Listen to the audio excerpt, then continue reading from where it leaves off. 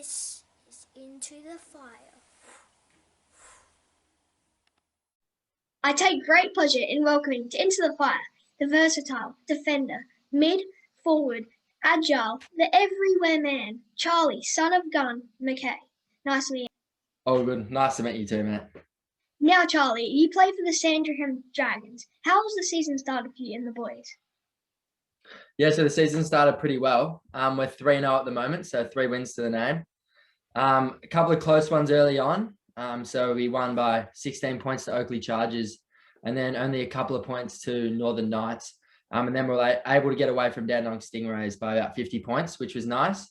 As the first 2 games, we didn't really play the way we wanted to. So while we're getting the wins, we weren't playing the way we wanted to. And then went into the 3rd game, played really well, and obviously got away with a good win.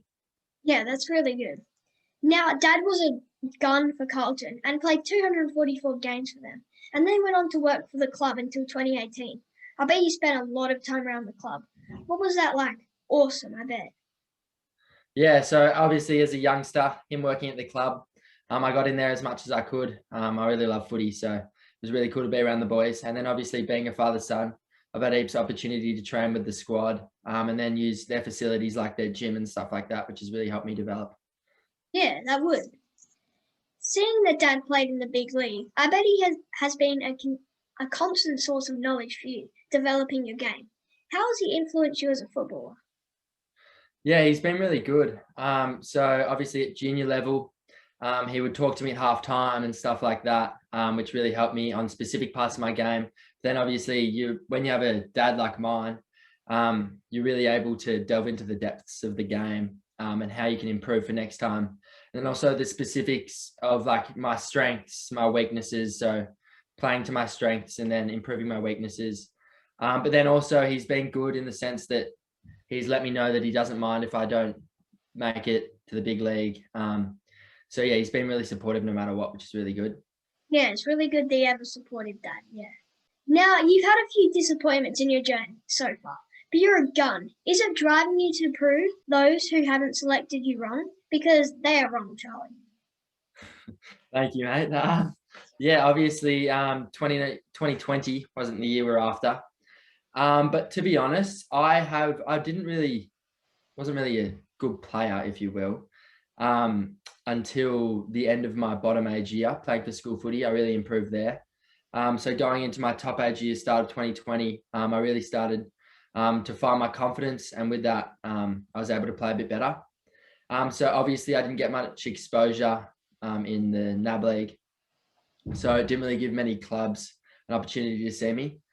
Obviously, I still think that I could have gone in the draft, but things happen. So now, yeah, that's fueling my fire to go next year or this year. Yeah, definitely. Now, I don't want to bring up bad memories, but did people give you feedback on why you weren't picked up in the draft?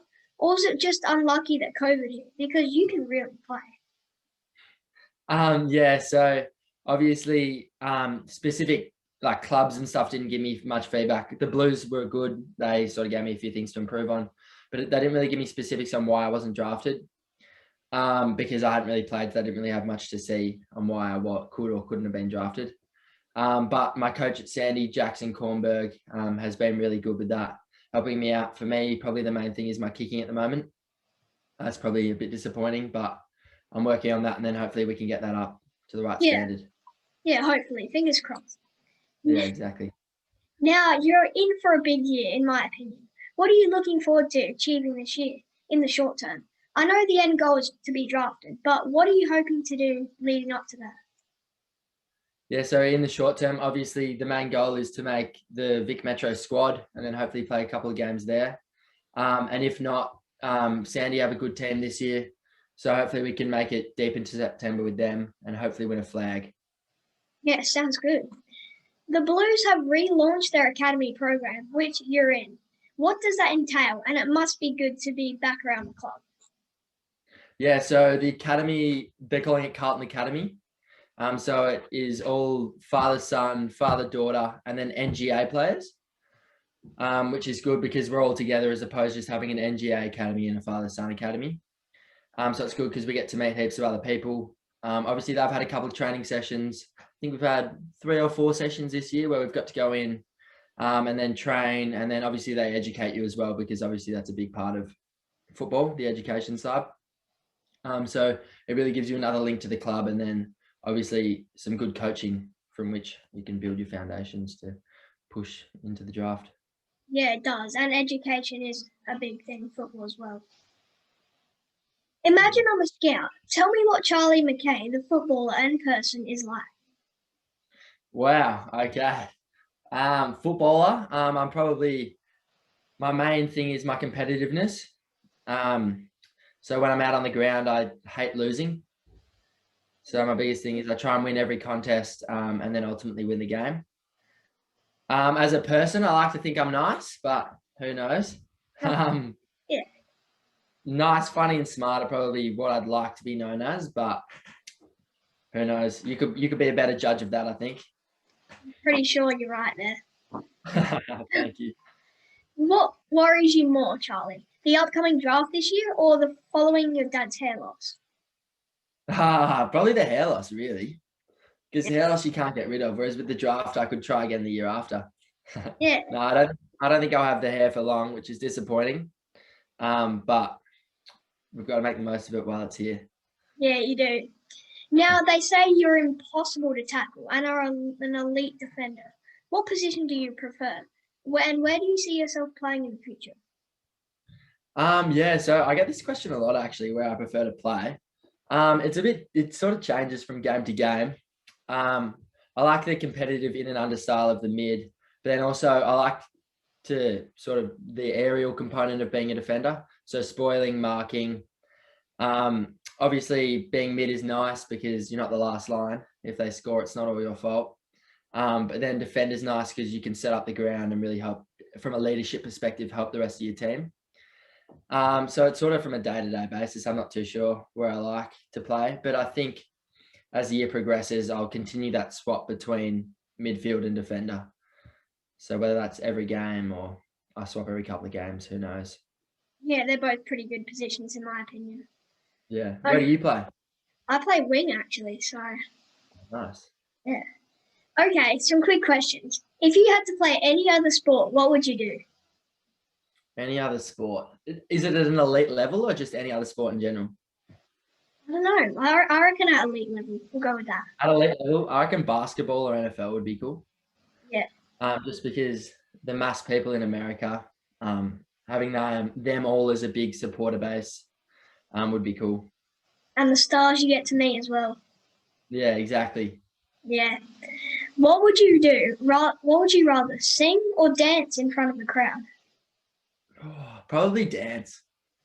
Even though I'm not a very good dancer, you might be able to practice something, whereas singing, I'm useless. So. I reckon I'd go with dance. Are you a dancer or a singer? Oh, I don't know yet. I'm not really sure. What is your number one sports star you'd have round for dinner? Number one sports guy. Maybe Don Bradman. Yeah, he'd be pretty cool. Yeah, just because I haven't really seen many interviews with him and stuff, because he's obviously passed away a while ago, so it'd be cool to get around him. Yeah. AFL player you'd be starstruck around.